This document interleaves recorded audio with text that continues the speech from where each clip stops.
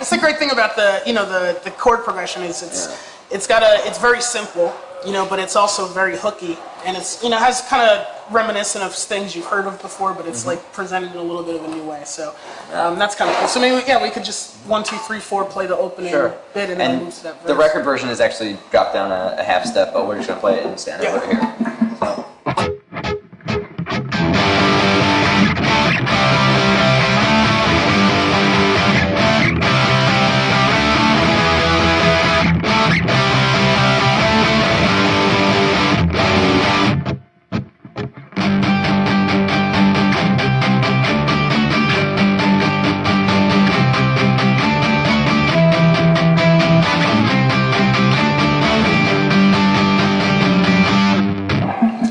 Cool. That verse I think is cool because you have like the tight palm mutes kind of laying the foundation, and then kind of that clean. Well, it should be clean anyway, but kind of clean picked out part, kind of sitting high. That's definitely one thing that from Cavallo that we learned a lot in the studio, where you really want to spread your octaves to, in a sense, like to kind of really give the listener a broad picture. So, that's also a great thing in mixing too. Like all the low end shit should be happening there, and it shouldn't have a lot of high stuff in there. You leave that for the higher, higher tone instruments, guitar. You can, on the chorus on that one, it's super simple, but it's very low. If you hit the chorus,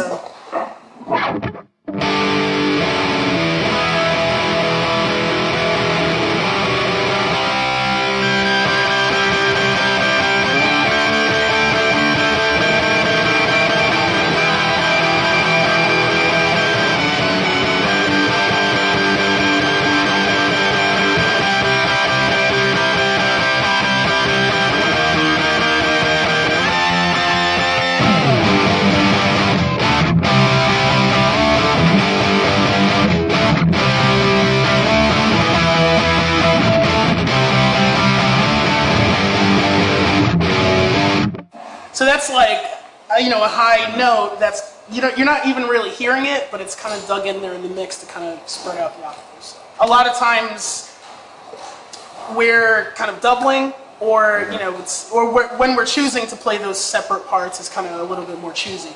When we were doing the Revenge stuff and even like the Bullet stuff, it's also funny, I think it's something that you just, as you're younger, like, tends to get noodly. And you get noodly. Your brain is like going a million miles a minute, and wants to play as many notes as you possibly can in one song, or in 1/8 bars or whatever. Yeah. And that actually really works. For songs like play like something like, I know, granted we might be going off track, but I think Hang 'Em High is like a cool thing for that. Fuck that pick, man.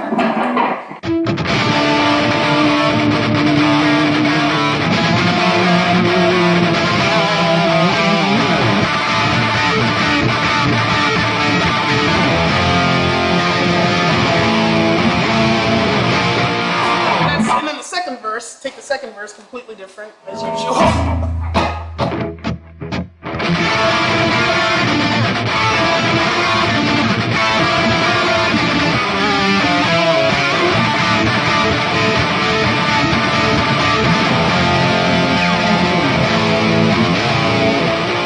So that one, it's us doing two completely different things, but they kind of mesh together. We have like two different approaches, I think, to guitar playing, but also, especially over time, it feels like we've kind of, I've definitely learned from him. Yeah, I learn every day from this kid. Hopefully he learns, I don't know, at least a small bit, but I've learned so much playing with him, and you really learn how to work, with another guitar player, and kind of, it's like a team effort, and that's the best fun. It's interesting, there are roles, but I feel like they change depending on what song, what part. It's always about making the song a better song, what I mean? Sometimes you have to support the vocal, sometimes you're countering the vocal, but it's just to make sure that the song is great, as opposed to like, well, I got this shreddy fucking riff that I want to play, I don't give a shit if it works in the song or not.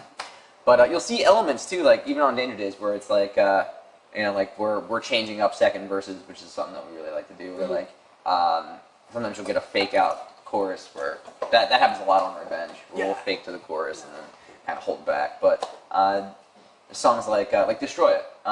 Second verse on Destroy It is completely different than the first verse, and you get these little elements that we learned early on, but kind of matured into. Yeah, I think that's it's definitely important. When a listener is listening to the song, obviously depending on what song it is, sometimes a listener just wants to kind of. I think when things are a little more repetitive in a sense, you can tend to lose yourself a little bit more in it. Depending on what song it is, like a song on the record "Destroy It," it's way more aggressive. You want someone to be fucking on the edge of their seat the whole time. So each like you said, each section you want to kind of introduce something new. So we definitely like to do that. It even goes as far as like the first half of the verse is one riff, and then on the second half of the verse, maybe another guitar layer comes in to beef it up. There's a pre-chorus, and then there's one lead part you're first hearing in the pre-chorus, and then it moves to kind of focus on what he's playing, and that's the fun of like crafting a song. Is always keeping people on their toes.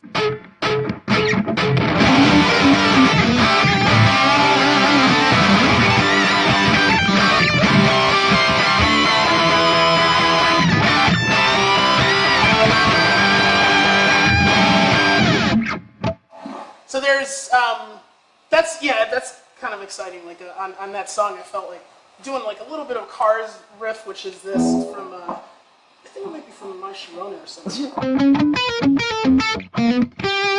A little bit, and then just having kind of like a Brian May thing towards the end. It's underneath, but there's like a rundown of. I had a tough time playing in the studio. So.